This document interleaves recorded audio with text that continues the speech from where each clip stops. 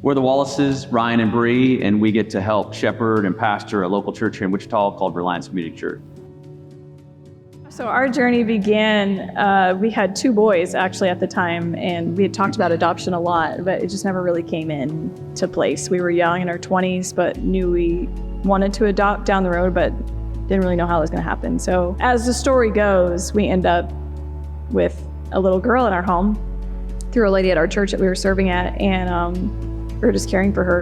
And then, long story short, Mom asked us to adopt her. About a year later, we adopted her, so she was actually our first child that we adopted. We weren't foster parents. We hadn't taken any classes, so we didn't have any of that type of help or support. Even before she came into our home, we had the discussion had ramped up a little bit on adoption, and honestly, we were at 2 different places. And so we kind of had put it down. And it's interesting enough, when we stopped striving, the Lord really honestly just placed Lila in our home overnight. It was one of those overnight situations. After we had adopted Lila, I was like, hey, cool, this is fine.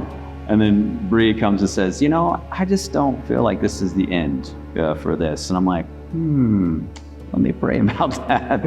Because I wasn't really thinking that the door was still open for that. And so anyway, she goes, I just feel like we still have love in our home.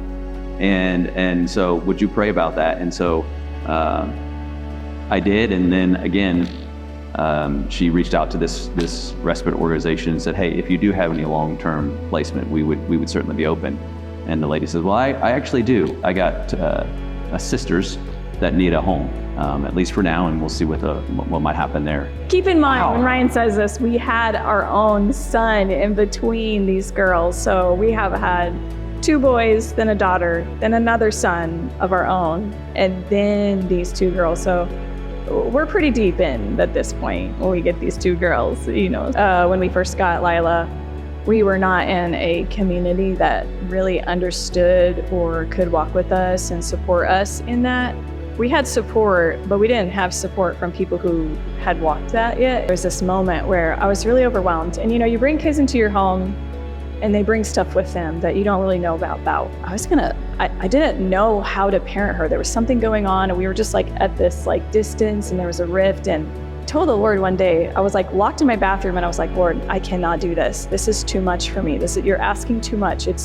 I don't know how to do this. Over the course of that time, in the process of seeking counseling and getting some inner healing for myself so that I could process with this little kid, the Lord said to me, he said, who are you to say how much love you have in your heart?